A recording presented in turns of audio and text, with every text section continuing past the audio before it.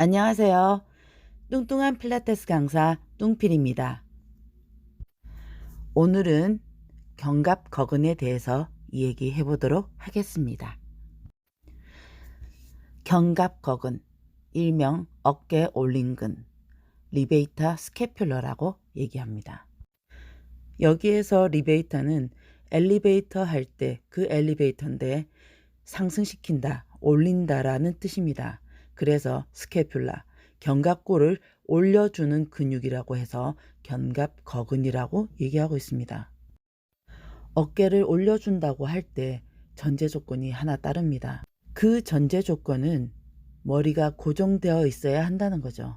그 부분에 관해서는 조금 있다가 이 근육의 액션, 작용에 대해서 설명할 때 다시 설명해 드리도록 하겠습니다.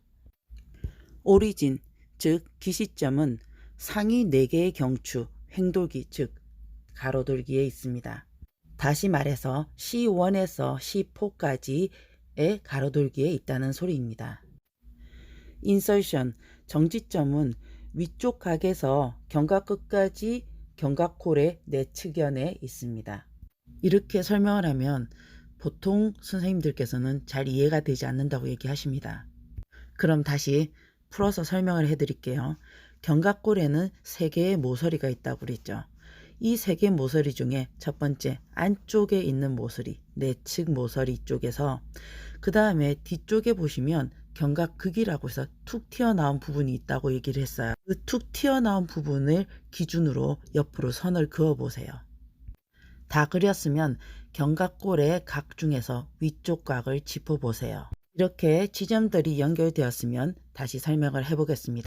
견갑거근의 정지점은 견갑골 내측 안쪽 선의 밑부분, 위쪽 각에서부터 견갑극까지, 여기까지가 견갑거근의 정지점이 됩니다.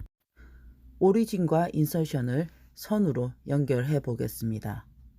저는 편의상 밑에서부터 연결을 해 볼게요. C4에서 위쪽 각으로, C3에서 그 아랫부분에, 그리고 C2에서 그 아랫부분, 그리고 C1에서 견갑극 부분까지 이렇게 연결을 지어 봤습니다. 이렇게 연결된 선을 보시면서 선생님들께서는 조금 특이한 상황을 눈치채신 분들이 계실 겁니다. 보통 일반적으로 선이 연결된다는 것은 지금 보이는 파란 선처럼 연결이 돼야 되는 게 정상이죠.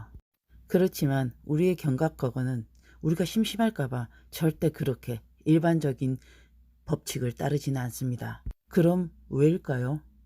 선생님들께서는 왜 견갑거근이 우리 일반적인 법칙을 따르지 않고 꼬여져서 이렇게 부착이 되는지 생각해 본 적이 있으십니까?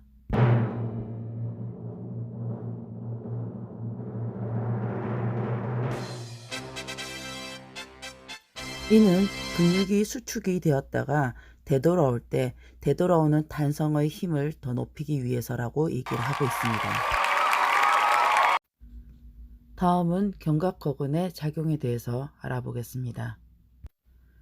견갑거근의 작용은 크게 두 가지로 나눕니다. 편측성과 양측성. 다시 말해서 오른쪽이나 왼쪽 한쪽 근육만 움직이는 것과 오른쪽 왼쪽 둘 다 움직이는 것, 이것에 대해서 얘기하고 있습니다. 편측성에 대해서 다시 두 분류로 나누자면 머리가 고정되어 있을 경우와 어깨가 고정되어 있을 경우, 이 두 분류로 나뉘게 됩니다. 이것을 다른 말로 표현하자면 오리진이 고정되어 있는 경우와 인설션이 고정되어 있는 경우로 바꿔서 설명해도 좋습니다. 예전 동영상에서 오리진과 인설션을 설명할 때 인설션이 오리진 쪽으로 가서 근육은 움직인다고 얘기를 했습니다. 하지만 우리의 몸은 살아있는 유기적인 존재이기 때문에 항상 오리진이 고정되어 있는 것만은 아닙니다. 그리고 인설션이 언제나 오리진 쪽으로 가서 움직임이 이루어지는 것도 아닙니다. 때로는 오리진이 인설션으로 가서 움직일 수도 있고 인설션이 오리진 쪽으로 가서 움직임이 이루어질 수도 있습니다. 그렇기 때문에 책에 따라 혹은 강의하시는 선생님의 기준점을 어디에 잡느냐에 따라서 움직임의 방향이 틀려질 수 있습니다. 이럴 때 들으시는 선생님께서는 무조건 이 사람이 틀렸다고 하지 마시고 이 사람이 생각하는 액션의 기준점이 어디 있는지를 잘 찾아보시기 바랍니다. 첫 번째, 편측성 중에서도 머리가 고정되었을 때를 살펴보겠습니다. 머리가 고정되어 있을 때 견갑거근이 수축하게 되면 어깨가 올라가게 됩니다. 이름 그대로의 작용을 하게 되는 거죠. 이와 동시에 견갑골이 아래쪽으로 하방 회전하게 됩니다. 다음은 어깨가 고정되었을 때 경우입니다. 어깨가 고정되었을 때는 고개와 목이 견갑거근이 부착되어 있는 어깨 쪽으로 굽힙니다. 그리고 같은 쪽으로 고개가 돌아가게 됩니다. 견갑거근의 양측성 작용으로는 견갑거근이 두 쪽 다 움직일 때, 즉 두 쪽 다 수축할 때는 고개와 목이 뒤로 젖혀집니다. 혹은 두 어깨를 으쓱하게 되는 동작을 취하게 됩니다. 여기까지 견갑거근의 오리진과 인설션, 액션에 대해서 알아보았습니다. 견갑거근과 같이 공부하실 근육은 승모근입니다. 특히 승모근 상부 부위에 대해서 공부를 좀 더 심도 있게 하신다면 어깨를 올릴 때 사용되는 근육들에 대해서 선생님들께서는 좀 더 자세히 아시게 될 수 있으실 겁니다. 다음번 동영상에서 다루게 될 것은 견갑거근을 지배하는 신경입니다. 그리고 이 견갑거근을 어떻게 하면 강화할지, 그리고 어떻게 하면 스트레칭을 해서 풀 수 있는지에 대해서도 공부하게 될 것입니다. 수많은 선생님들이 얘기를 합니다. 단순히 책에 있는 글을 외우지 마시고 근육에 대해서 이해를 하시라고 얘기를 합니다. 이것은 정말 반박할 수 없는 사실입니다.